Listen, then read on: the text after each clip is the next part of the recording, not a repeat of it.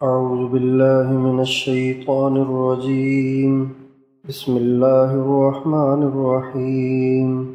ووصينا الإنسان بوالديه حملته أمه وهنا على وهن وفصاله في عامين أن اشكر لي ولوالديك إلي المصير وإن جاهداك على أن تشرك بي ما ليس لك به علم فلا تطعهما وصاحبهما في الدنيا معروفا واتبع سبيل من أناب إلي ثم إلي مرجعكم فأنبئكم بما كنتم تعملون. حضرت لقمان علیہ السلام ایک اللہ کے ولی تھے. ان کی صفات کی وجہ سے ان پر اللہ تعالیٰ کا فضل ہوا اور اللہ تعالیٰ نے ان کو اپنے علم میں سے علم دیا، اور وہ بڑی حکمت کی باتیں کیا کرتے تھے جس سے لوگوں کو بہت فائدہ ہوتا تھا، اور مجمع کا مجمع ان کی طرف کھنچتا تھا، ان کی باتیں سنتا تھا. حضرت وہب بن منبہ کہتے ہیں میں نے حضرت لقمان کی نصیحتوں کے 10,000 ابواب پڑھے ہیں. اتنی نصیحتیں ہیں ان کی، 10,000 ابواب انہوں نے پڑھے تھے حضرت لقمان علیہ السلام کی نصیحتوں. ان کی نصیحتوں کو اللہ تعالیٰ نے ایسی قبولیت بخشی، ان میں اتنا اخلاص تھا. عام طور سے جب انسان کو بولنا اچھا آتا ہو تو اس میں اخلاص نہیں رہتا.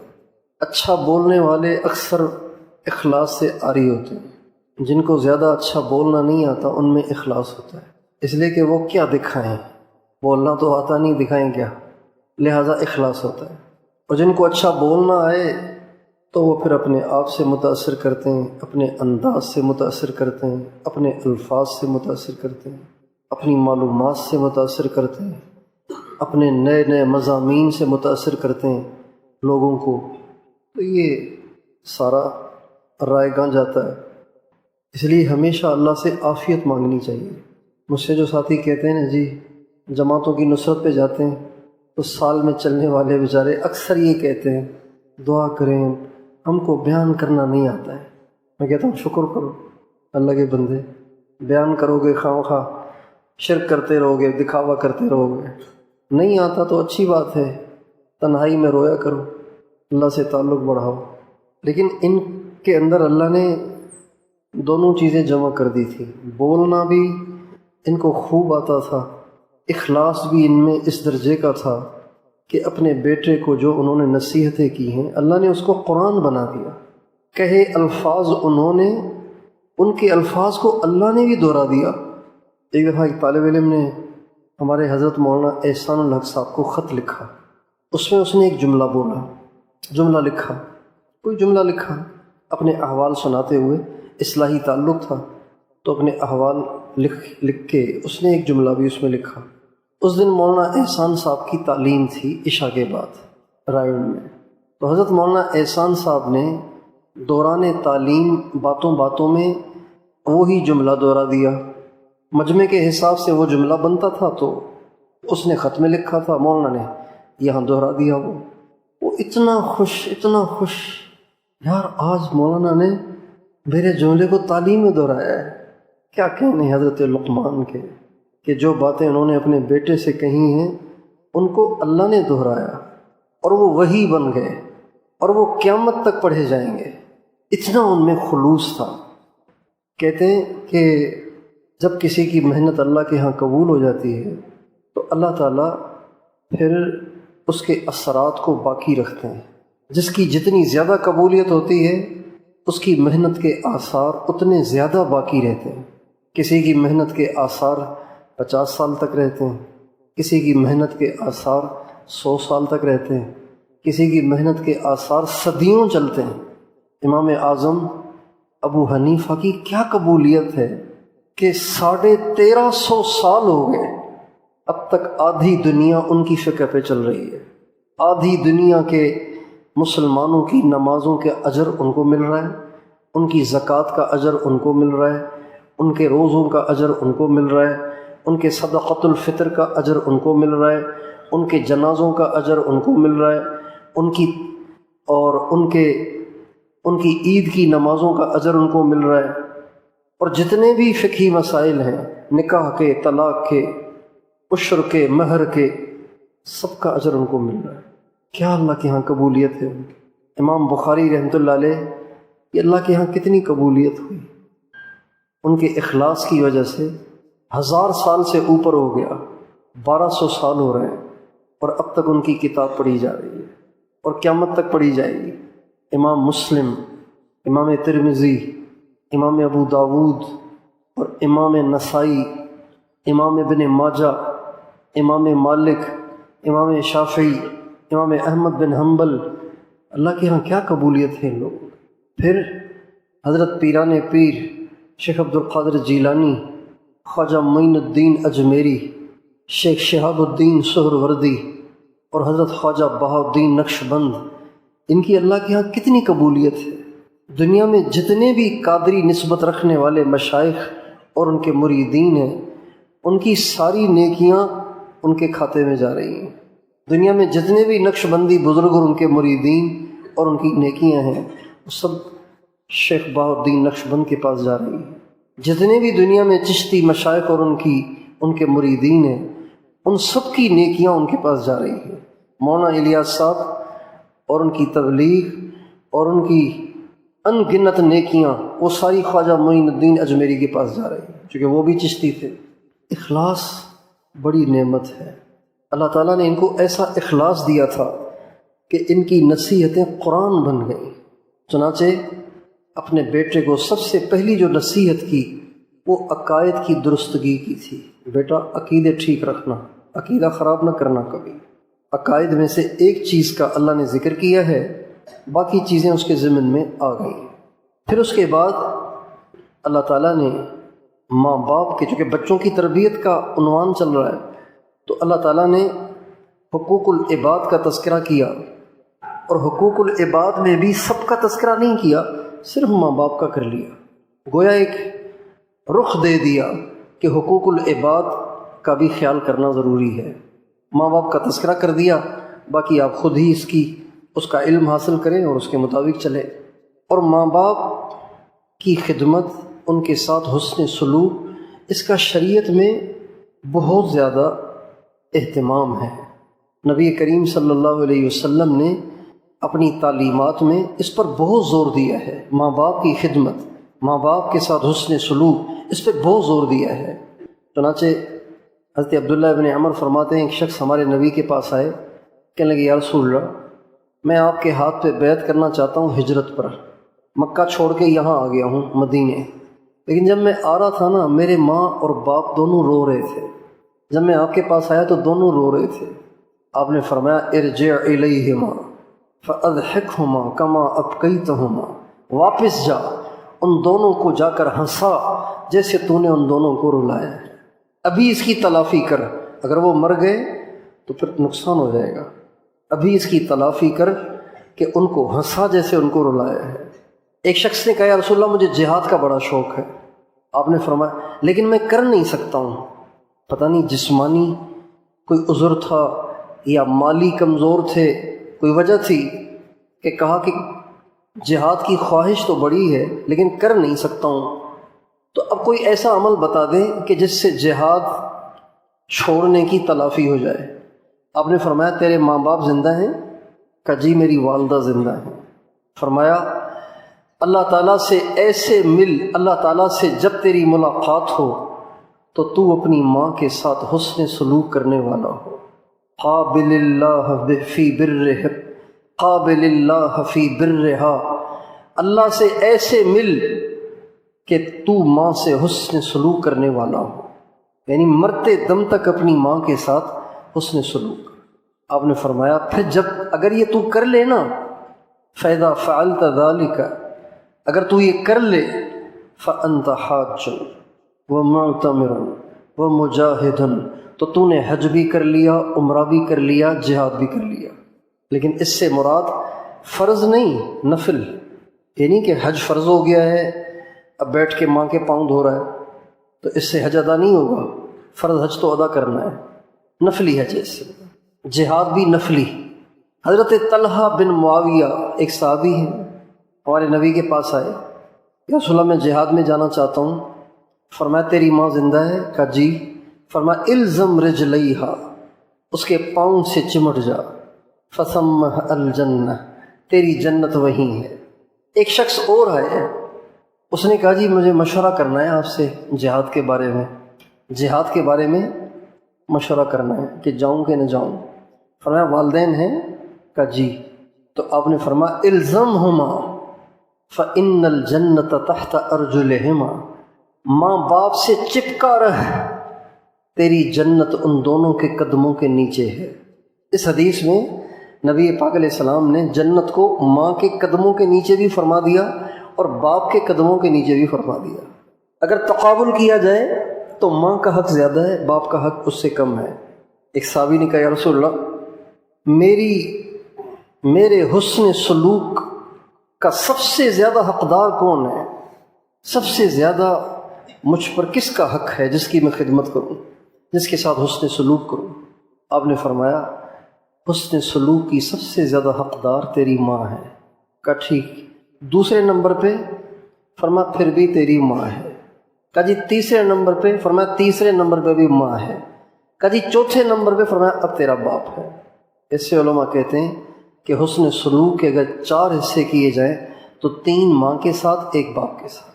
حضرت ابو درداء فرماتے ہیں کہ آپ علیہ السلام نے فرمایا کہ باپ جو ہے نا، باپ یہ جنت کا مین گیٹ ہے، اوسط ابواب الجنہ، جنت کے جو دروازے ہیں اس کا جو بیچ کا دروازہ ہے نا وہ ہے باپ۔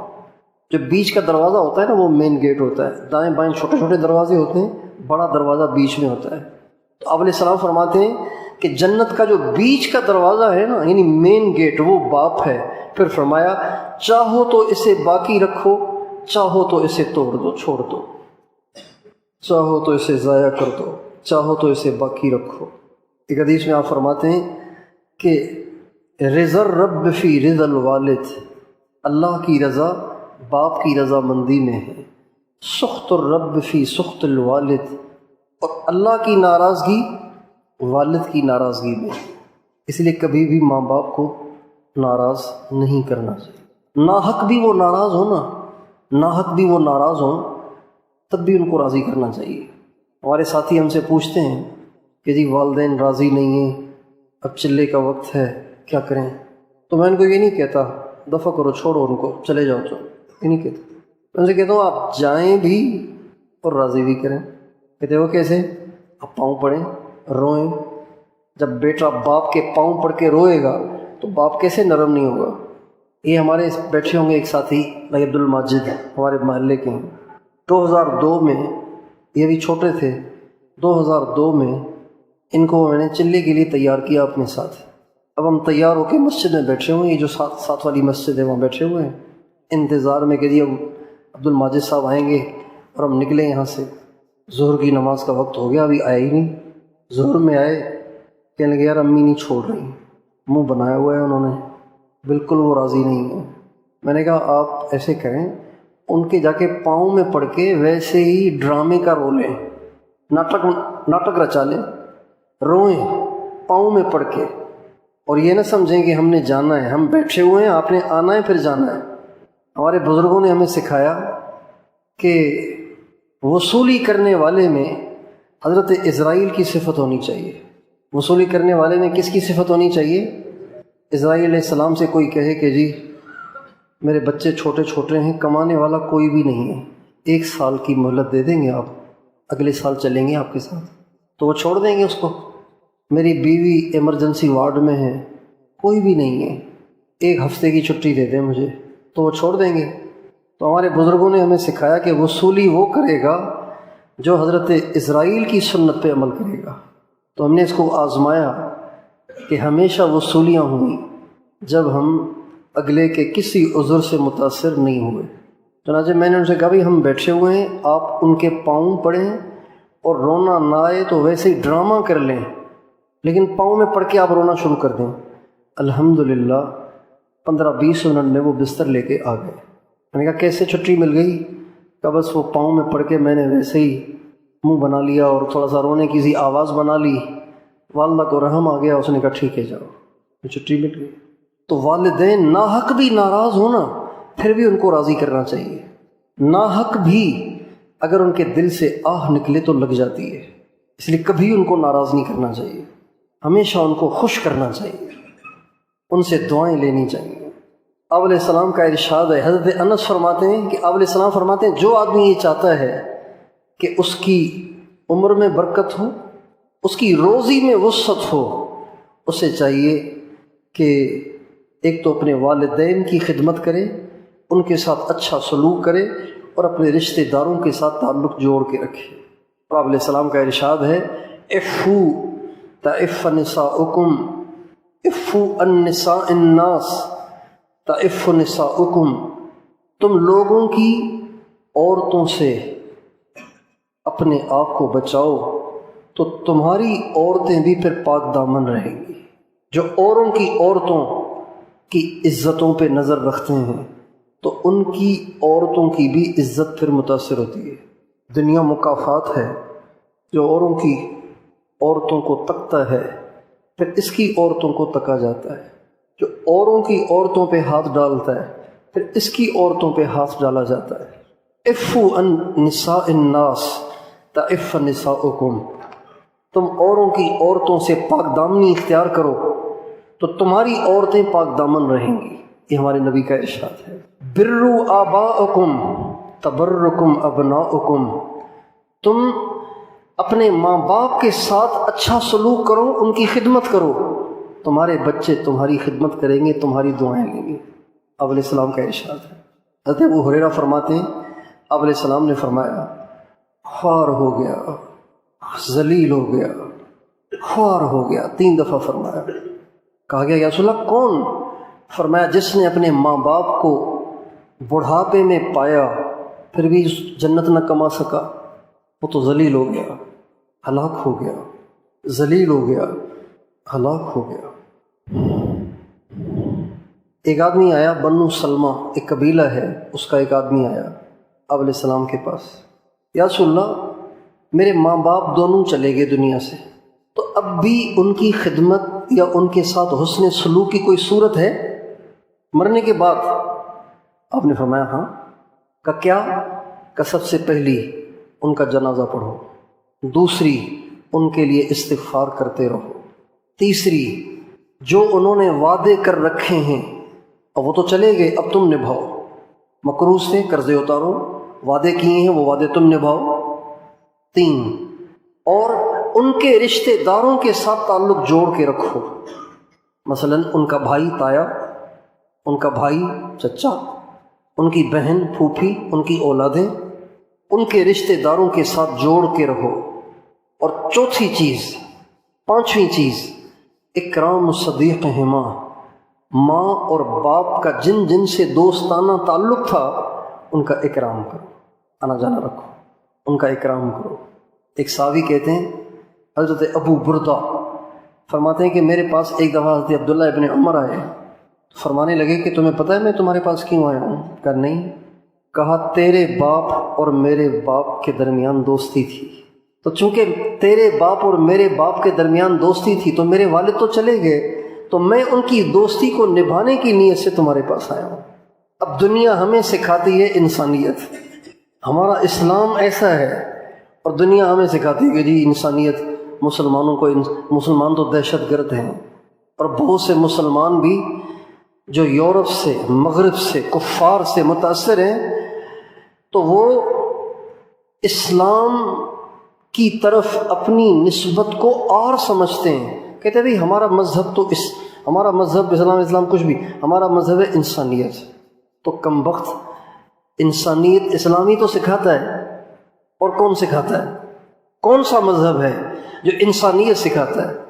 تمہارے ہاں تو اولڈ ہاؤس بنے ہوئے ہیں، جو ہی باپ کے بال سفید ہوئے اٹھا کے اولڈ ہاؤس میں ڈال دو، یعنی یتیم خانے میں.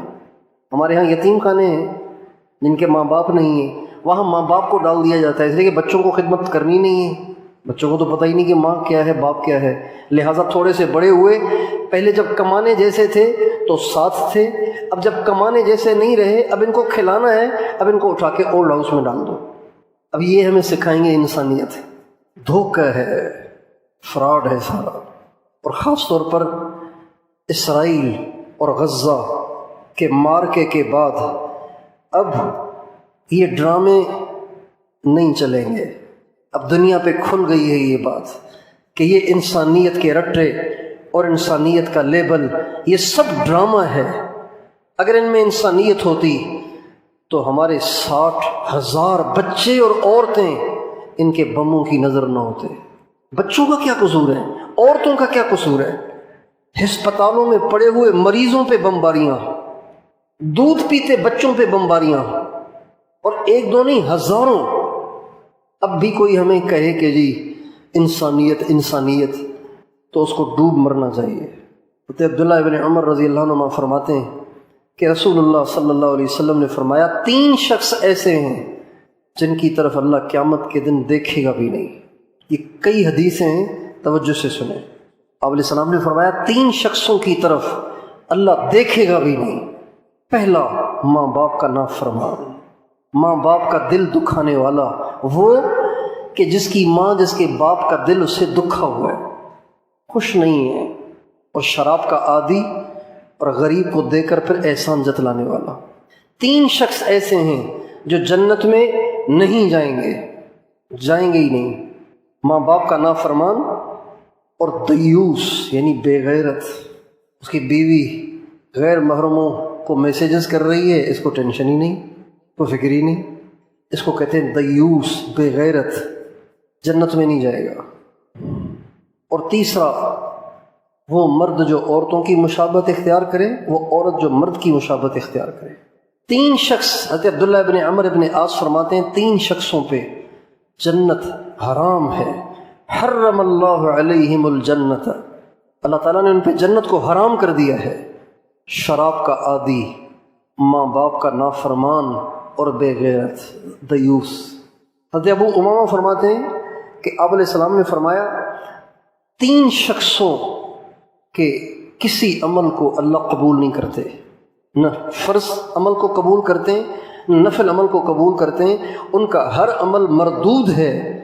وہ 3، ایک ماں باپ کا نافرمان، اور دوسرا غریب پر احسان کر کے پھر اس کو جتلانے والا، اور تیسرا جو تقدیر کو جھٹلاتا ہے۔ آپ علیہ السلام کا ارشاد ہے، حضرت ابو ہریرہ کی حدیث ہے کہ 4 شخص ایسے ہیں کہ اللہ تعالیٰ پر واجب ہے کہ ان کو جنت میں داخل نہ کرے، اور اللہ پر واجب ہے کہ ان کو جنت کا ذائقہ بھی نہ چکھائے۔ شراب کا عادی، سود کھانے والا، یتیم کا مال کھانے والا، اور ماں باپ کا نافرمان۔ حضرت صوبان فرماتے ہیں کہ 3 کام ایسے ہیں کہ ان میں سے کوئی اگر ان میں سے کسی میں کوئی مبتلا ہے تو اس کے ساتھ کسی عمل کا فائدہ نہیں۔ لا ينفع معهن عمل، کسی عمل کا فائدہ نہیں ہوگا جس میں ان 3 باتوں میں سے کوئی ایک ہوگی۔ ایک، شرک کرنا، اور دوسرا ماں باپ کی نافرمانی کرنا، اور تیسرا میدان جہاد میں ڈر کے بھاگ جانا۔ مسلمان لڑ رہے اور یہ بھاگ گیا۔ آپ علیہ السلام فرماتے ہیں کہ کبیرہ گناہوں میں سے یہ بھی کبیرہ گناہ ہے کہ کوئی اپنے ماں باپ کو گالی دے۔ صحابہ نے کہا یا رسول اللہ، ماں باپ کو گالی کون دے گا؟ اللہ کی شان، صحابہ کو تو حیرت ہو رہی تھی، اور آج عام ہے ماں باپ کو گالیاں دیتے ہیں لوگ۔ یا رسول اللہ، ماں باپ کو گالی کیسے دے گا؟ فرمایا ہاں، اس کی صورت یہ ہے کہ یہ دوسرے کی ماں کو گالی دے گا، دوسرا اس کی ماں کو گالی دے گا، تو یہ سبب بن گیا اپنی ماں کو گالی پڑھنے کا۔ یہ کبیرہ گناہ ہے۔ یہ دوسرے کے باپ کو گالی دیتا ہے، دوسرا اس کے باپ کو گالی دیتا ہے، تو یہ اپنے باپ پہ گالی پڑھنے کا ذریعہ بن گیا، یہ کبیرہ گناہ ہے۔ اور آپ علیہ السلام فرماتے ہیں ملعون من اق والدیہ، اللہ کی اس پہ لعنت ہو جو اپنے ماں باپ کی نافرمانی کرے، ان کا دل دکھائے۔ حضرت عبداللہ ابن ابی اوفا فرماتے ہیں کہ ہم آپ علیہ السلام کے پاس بیٹھے ہوئے تھے تو ایک شخص آیا، اس نے کہا جی ایک نوجوان ہے، اس کا آخری وقت ہے، مرنے کے قریب ہے، آخری وقت ہے۔ اب اس کو کہہ رہے ہیں کہ لا الہ الا اللہ پڑھو، وہ پڑھ ہی نہیں رہا، کہہ رہے ہیں مجھ سے پڑھ ہی نہیں جا رہا۔ آپ نے فرمایا وہ نماز پڑھتا تھا؟ کہا جی بات ہے، نماز پڑھتا تھا اور پھر بھی کلمہ نہیں پڑھا جا رہا۔ اس سوال سے پتہ چلتا ہے کہ نماز کا کلمہ پڑھنے کے ساتھ کوئی خاص تعلق ہے، اس لیے نماز پابندی سے پڑھنی چاہیے، اپنے بچوں کو نمازی بنانا چاہیے۔ آپ علیہ السلام کھڑے ہوئے، حضرت عبداللہ بن ابی اوفا فرماتے ہیں ہم بھی آپ کے ساتھ چل پڑے، چنانچہ اس نوجوان کے پاس پہنچے، آپ نے فرمایا کہو لا الہ الا اللہ، کہا جی مجھ سے نہیں پڑھا جا رہا۔ فرمایا کیوں؟ تو بتایا گیا کہ جی یہ اپنی ماں کو دکھ دیتا تھا، اپنی ماں کے ساتھ اچھا سلوک نہیں تھا اس کا، اس کی ماں اس سے راضی نہیں ہے۔ آپ نے فرمایا اس کی ماں زندہ ہے؟ کہا جی۔ تو آپ بلاؤ، چنانچہ ماں کو بلایا گیا۔ آپ نے فرمایا یہ تیرا بیٹا ہے؟ کہا جی۔ فرمایا اگر ایک بہت بڑی آگ بھڑکائی جائے اور تجھ سے کہا جائے اگر تو سفارش کرے گی تو اس کو چھوڑ دیں گے، اگر تو سفارش نہیں کرے گی تو اس کو اس میں جھونک دیں گے، ڈال دیں گے اس کو، تو تم اس کی سفارش کرو گی؟ آگ بھڑکائی ہوئی ہے، سفارش کرو تو چھوڑ دیں ورنہ ڈال دیں گے۔ کہا جی پھر تو کروں گی۔ آپ نے فرمایا اللہ کو گواہ بنا کر اور مجھے گواہ بنا کر کہو کہ میں اس سے راضی ہوں۔ اللہ کو گواہ بنا کر بھی کہو، مجھے گواہ بنا کر بھی کہو کہ تو اس سے راضی ہے۔ اس نے کہا یا رسول اللہ میں آپ کو بھی گواہ بناتی ہوں، اللہ کو بھی گواہ بناتی ہوں، آپ کو بھی گواہ بناتی ہوں، میں اس سے راضی ہوں۔ آپ نے فرمایا لڑکے اب کہو لا الہ الا اللہ وحدہ لا شریک لہ واشہد ان محمدًا عبدہ ورسولہ۔ اسی وقت اس لڑکے نے وہ کلمہ پڑھا اور اس کی روح پرواز کر گئی۔ آپ علیہ السلام بڑے خوش ہوئے اور آپ نے فرمایا الحمدللہ الذی انقذہ بی من النار، یا اللہ تیرا شکر ہے تو نے مجھے ذریعہ بنا دیا، اس کو دوزخ سے بچا لیا، ورنہ تو یہ دوزخ میں جاتا۔ تو ماں باپ کا بڑا حق ہے، اور حقوق العباد میں یہ بہت اہم چیز ہے۔ تو اللہ تعالیٰ فرماتے ہیں وَوَصَّيْنَا الْإِنسَانَ بِوَالِدَيْهِ حَمَلَتْهُ أُمُّهُ وَهْنًا عَلَى وَهْنٍ وَفِصَالُهُ فِي عَامَيْنِ أَنِ اشْكُرْ لِي وَلِوَالِدَيْكَ إِلَيَّ الْمَصِيرُ۔ ہم نے انسان کو بہت تاکید کی ہے کہ ماں باپ کا خیال کرو۔ آگے اللہ نے ایک بات فرمائی ہے، اس کی ماں نے اس کے لیے بڑی مشقتیں اٹھائی ہیں، 2 سال تک دودھ پلایا ہے، کم از کم 2.5 تک بھی جاتا ہے۔ یہ بات اللہ نے اس لیے ذکر کی ہے تاکہ ہمیں ماں باپ کی خدمت کرنے کے لیے ہمارے لیے ماں باپ کی خدمت کرنا آسان ہو جائے۔ جب انسان بڑا ہو جاتا ہے، چھوٹا ہوتا ہے تو ماں باپ کی ضرورت ہوتی ہے، بڑا ہو جاتا ہے پھر شادی بھی ہو گئی، اب کپڑے بھی دھونے کی ضرورت نہیں ماں کی، روٹی بھی پکانے کی ضرورت نہیں ماں کی، سالن بھی پکانے کی ضرورت نہیں ماں کی، اب ماں سے بیزار ہو جاتا ہے، اب خدمت کرنا مشکل ہو جاتا ہے۔ تو اللہ تعالیٰ نے گویا ایک ہمیں نسخہ بتا دیا کہ ماں باپ کی خدمت مرتے دم تک کر سکو، اس کے لیے یہ ہے کہ تم اس بات کو یاد رکھو حملتہ امہ وہنا علی وہن وفصالہ فی عامین۔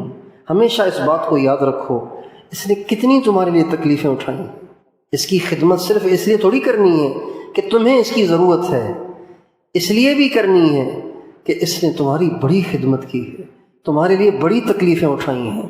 یہ بات جو بیٹا یاد رکھے گا تو اس کی ماں چاہے اس کے کسی بھی کام نہ آتی ہو پھر بھی اس کی خدمت کرے گا، جس کو یہ بات یاد رہے گی۔ احسان فراموش نہیں ہونا چاہیے، ہمیشہ اوروں کے احسانات یاد رہنے چاہیے۔ ایک چیز، دوسری چیز یہ کہ وَإِلَيَّ الْمَصِيرُ، دوسری چیز یہ ہے کہ اگر تمہیں آخرت یاد ہوگی، مرنا یاد ہوگا، اللہ کے سامنے پیشی یاد ہوگی، تو بھی ماں باپ کا حق ادا کرنا اور ماں باپ کی خدمت کرنا، ان کی دعائیں لینا، یہ آپ کے لیے آسان ہو جائے گا۔ اللہ تعالیٰ نے ماں باپ کے بارے میں شدت سے تاکید کی ہے، کیا انشکر لی ولوالدیک، میرے بھی شکر گزار بنو، ماں باپ کے بھی شکر گزار بنو۔ اب اس پہ ایک گویا اشکال پیدا ہوتا ہے کہ ماں باپ کا اتنا حق ہے، لیکن اب اگر کہیں اللہ کے حق کے ماں باپ آڑے آ جائیں تو اس وقت کیا کرنا چاہیے؟ اللہ تعالیٰ نے گویا ایک فتویٰ جاری کیا ہے، ماں باپ کی ماننی ہے، اس کی حد کیا ہے؟ چنانچہ فرمایا وَإِن جَاهَدَاكَ عَلَىٰ أَن تُشْرِكَ بِي مَا لَيْسَ لَكَ بِهِ عِلْمٌ فَلَا تُطِعْهُمَا، اگر یہ دونوں تمہیں مجبور کریں، بہت مجبور، جاہداک مجبور کر دیں تمہیں کس بات پہ کہ شرک کرو، اس میں ان کی نہیں ماننا۔ ماننے کی ایک حد ہوتی ہے، اصل تو ماننی ہے اللہ کی وجہ سے ماں باپ کی ماننی ہے، لیکن ماں باپ اگر ایسے ہو جائیں کہ وہ اللہ ہی سے آپ کو کاٹنا چاہیں تو پھر ان کی نہ ماننا۔ لیکن ان کے کہنے پہ شرک تو نہ کرنا، لیکن یہ بھی نہیں کہ تم بدتمیزی پہ اتر آؤ، بدتمیزی بھی نہ کرنا۔ وَصَاحِبْهُمَا فِي الدُّنْيَا مَعْرُوفًا، ان کے ساتھ ہی رہنا، صاحبہما ان کے ساتھ ہی رہنا، اور اچھا سلوک بھی کرنا، نہ منہ بنانا، نہ نفرت کرنا، نہ ڈانٹ ڈپٹ کرنا، نہ بدتمیزی کرنا، نہ بد اخلاقی کرنا، بلکہ رویہ تو ان کے ساتھ ویسے کا ویسا ہو، صرف اتنی سی بات کہ جب وہ شرک کرنے کا کہیں تو اس میں نہیں ماننی۔ اسلام کے اندر حفظ مراتب کا بڑا لحاظ رکھا گیا ہے۔ حفظ مراتب، کس کا کیا درجہ ہے، اس کے ساتھ اس کے حساب سے سلوک کرنا چاہیے۔ ہمارے نبی کا ارشاد ہے انزل الناس منازلہم، لوگوں کو ان کے درجے میں رکھا کرو۔ بہت سے لوگ ہمارے بزرگوں پہ اعتراض کرتے ہیں، ہمارے حضرت جی پہ بھی کرتے ہیں، مولانا طارق یمی صاحب سے بھی کرتے ہیں اور دوسروں پہ بھی کرتے ہیں۔ کیا اعتراض کرتے ہیں کہ جی ان کے ہاں تو بس پیسے والوں کی قدر ہے، غریب کو تو پوچھتے ہی نہیں۔ مولانا طارق یمی صاحب سے ملاقات کے لیے تو وزیر ہونا پڑے گا، اس سے پہلے تو ملاقات مشکل ہے۔ حضرت جی سے ملاقات کے لیے تو پھر وہ لینڈ کروزر ہو اور 2-4 گارڈ ہوں تو پھر حضرت جی سے شاید ملاقات ہو، اس کے بغیر نہیں ہوتی۔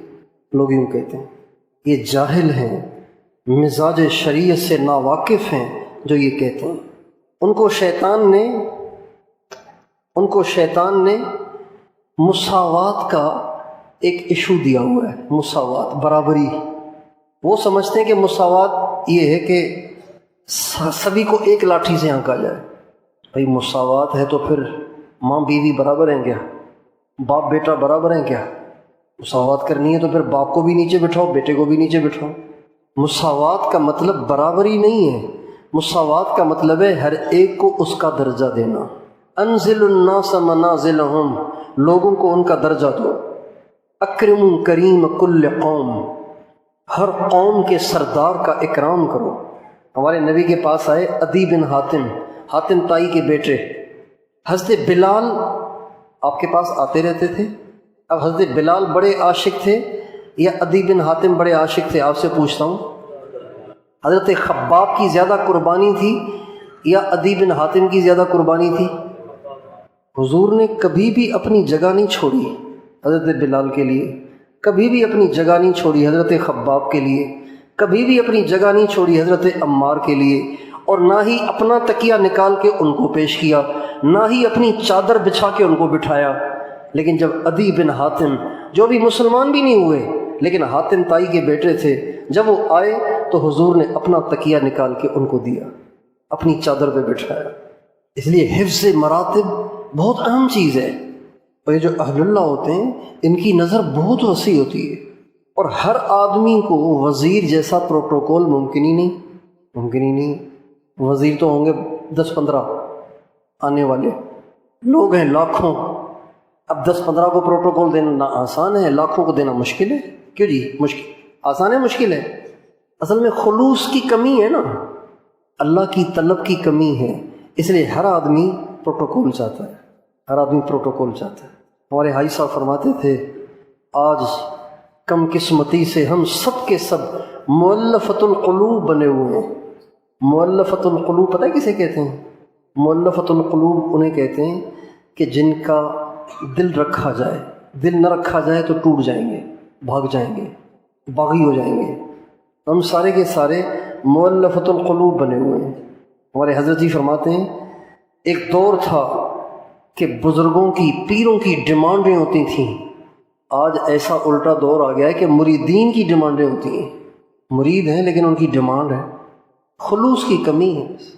ہمارے ایک بزرگ تھے آپ علیہ السلام کے روزے پہ جا رہے تھے تو رش تھا بہت زیادہ، تو دھکے پڑ رہے تھے، عمر رسیدہ بزرگ اور اتنے بڑے اللہ والے، اتنے لوگ ان کے آگے پیچھے رہنے والے، اور یہاں روزے اقدس پہ دھکے پڑ رہے ہیں، ادھر سے دھکا پڑ رہا ہے ادھر چلے جاتے ہیں، ادھر دھکا پڑ رہا ہے ادھر جا رہے ہیں۔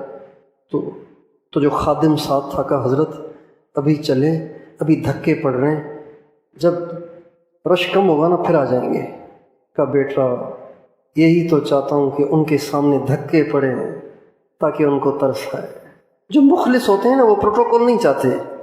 ہمارے ہاں اجتماع ہوتا ہے نا رائیون میں، تو پہلے ایک حلقہ لگتا تھا خواص کا حلقہ الگ ہوتا تھا، اس میں ہر آدمی خواص بننے کی کوشش کرتا، کسی سے کوشش کر کے کہا کہ کارڈ لے لیتا خواص۔ کیوں؟ بیت الخلاء اچھا ہوگا، کھانا ذرا آسانی سے مل جائے گا اور مزے ہوں گے۔ ہمارے مولانا ظاہر شاہ صاحب رحمۃ اللہ علیہ کو ہم نے دیکھا، اتنے بڑے عالم، اتنے بڑے بزرگ، لیکن زندگی کے 40 سال انہوں نے حاجی صاحب کے دروازے کے پاس گزارے۔ کتنے سال؟ کہاں پہ؟ دروازے کے پاس، یعنی جہاں سے حاجی صاحب اپنے کمرے میں داخل ہوتے تھے نا، اس دروازے کے پاس بستر ہوتا تھا مولانا ظاہر شاہ صاحب کا۔ جب ان کے بیٹے فارغ ہو کے آئے، مولانا ظاہر شاہ صاحب دعا کرتے تھے، یا اللہ جب تک میرا بیٹا فارغ نہ ہو مجھے موت نہ دینا۔ چنانچہ ان کے بیٹے خیر المدارس سے فارغ ہو کے واپس آئے، بدھ کے دن پہنچے، شام کو عصر کے قریب، اور اسی دن رات کو 2 بجے مولانا کا انتقال ہوا۔ جب بیٹا آیا فارغ ہو کے تو مولانا بہت خوش تھے، اور جو ہمیں تفسیر پڑھاتے تھے بیان القرآن سے، حضرت مولانا اشرف علی تھانوی رحمۃ اللہ علیہ کی جو تفسیر ہے بیان القرآن، اس سے ہمیں پڑھاتے تھے۔ تو جب بیٹا آیا تو وہ کتابیں کتب خانے والوں کو واپس بھیج دی، حالانکہ کتاب تو بھی رہتی ہے۔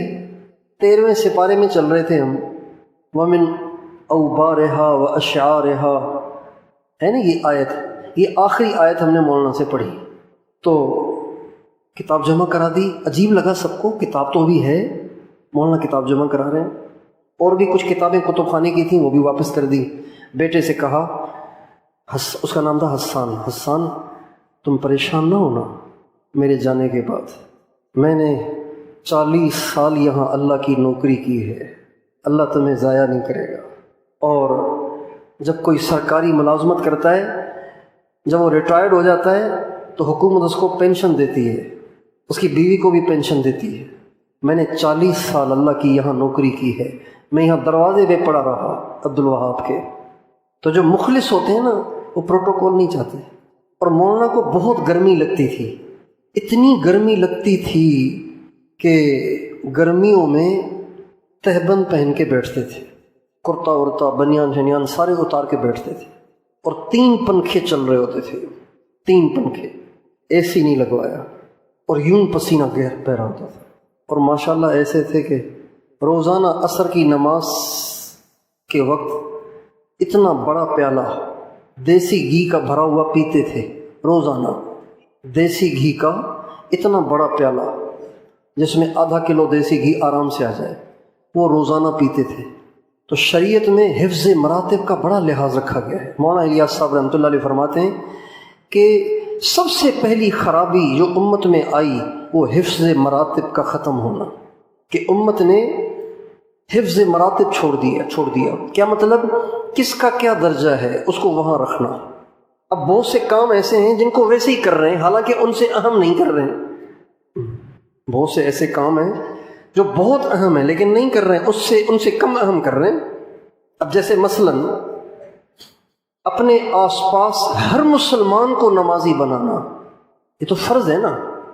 اب اس کی فکر نہیں ہے، لیکن ادھر کی پوسٹ ادھر شیئر کرنا، ادھر کی پوسٹ ادھر شیئر کرنا، اور سمجھ رہے ہیں کہ ہم تو بہت دین پھیلا رہے ہیں، اور رسالے چھاپ کے شائع کرنا بہت اچھا کام ہے، نیکی کا کام ہے، لیکن اس سے اہم کوئی اور بھی ہے جس کو ہم چھوڑے ہوئے ہیں۔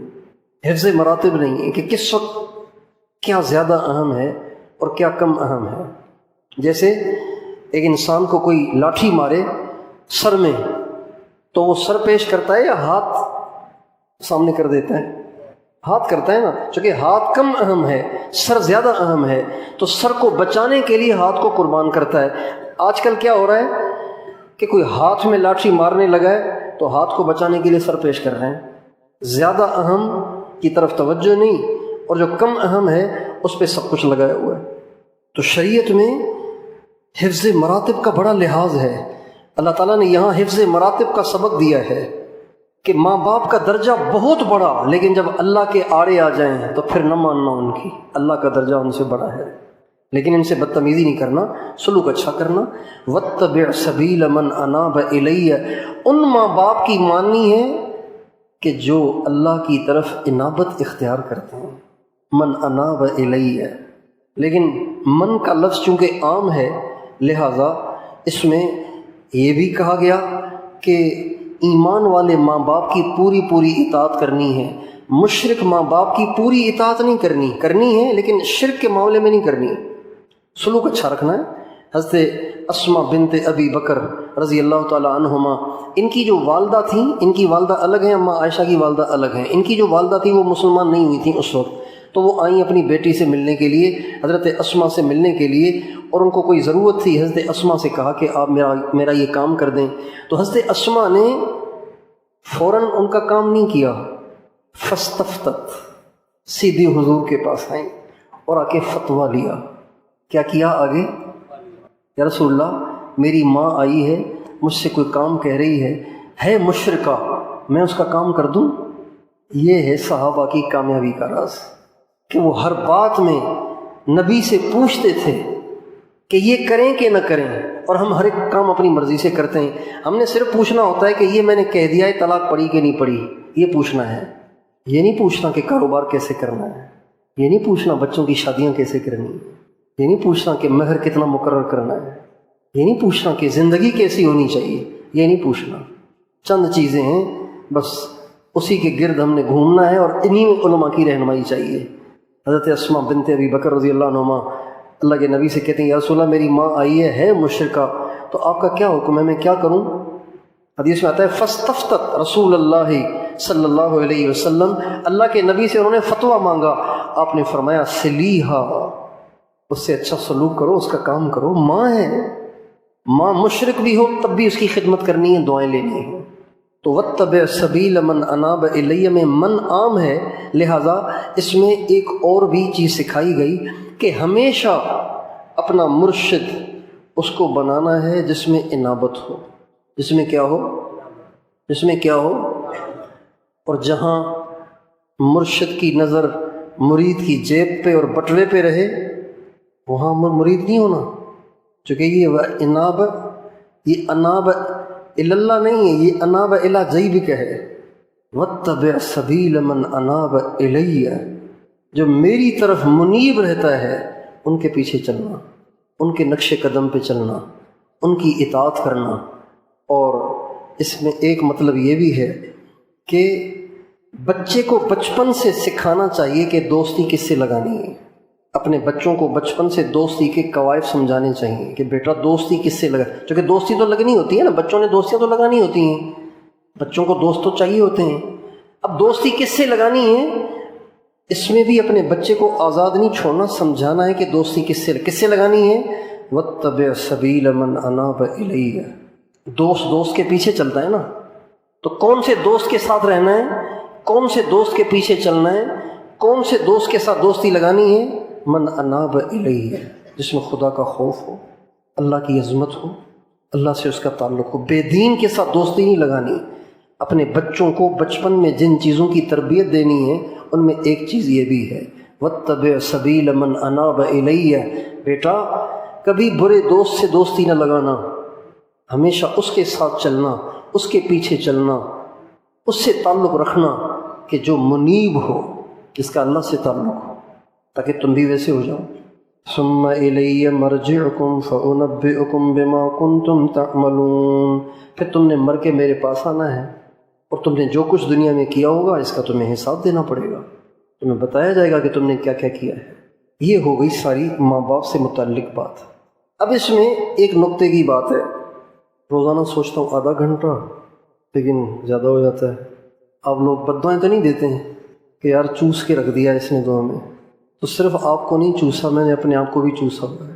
ایک نقطہ یہ اس میں یہ ہے کہ نصیحتیں تو چل رہی ہیں حضرت لقمان کی، یا بنی لا تشرک باللہ ان الشرک لظلم عظیم ووصینا الانسان بوالدیہ حملته امہ وہنا علی وہن۔ لقمان علیہ السلام نے کہا بیٹے سے شرک نہ کرنا بہت بڑا گناہ ہے۔ پھر اللہ فرماتے ہیں پھر ہم نے انسان کو نصیحت کی کہ ماں باپ کے ساتھ اچھا سلوک کرو۔ پھر اللہ بیچ میں کہاں سے آ گئے؟ نصیحت تو کر رہے تھے لقمان علیہ السلام، بیچ میں اللہ کہاں سے آ گئے؟ تو اس میں اشارہ ہے اس بات کی طرف کہ حضرت لقمان نے تو اپنے بچے کو صرف اللہ سے جڑنے کی نصیحت کی، لا تشرک باللہ۔ تو حضرت لقمان نے بچے کو اللہ سے جوڑا، ہم نے پھر اس کو ماں باپ کا با ادب بنا دیا۔ جب ماں باپ اپنے بچوں کو اللہ سے جوڑتے ہیں تو اللہ ان کو ماں باپ کا فرما بردار اور آنکھوں کی ٹھنڈک بنا دیتے ہیں۔ یہ اشارہ مل گیا ہمیں کہ پھر ماں باپ کا ادب سکھانا تمہارا کام نہیں، جب تم نے اس کو ہمارا بنا دیا تو اس کے عوض میں اس کو ہم تمہارا بنا دیں گے۔ یہ نقطہ یہاں سے ہمیں ملا۔ اس لیے اللہ نے یوں نہیں کہا کہ حضرت لقمان نے کہا کہ بیٹا شرک نہ کرنا بڑا ظلم ہے اور میری بھی دعائیں لیا کر، میں نے بڑے تم پہ احسانات کیے ہیں، یہ نہیں کہا، بلکہ فرمایا شرک سے تو انہوں نے روکا، لیکن ماں باپ کی فرما برداری کا حکم اور ماں باپ کا فرما بردار پھر ہم نے اس کو بنایا۔ بات واضح ہو گئی؟ تو اب ہم نے کیا کرنا ہے؟ ہم نے اپنی اولاد کو اللہ سے جوڑنا ہے۔ جب ہماری اولاد اللہ سے جڑے گی تو ہماری فرما بردار پھر وہ خود ہوگی۔ پھر آپ کو بتانا نہیں پڑے گا کہ جنت ادھر ہے،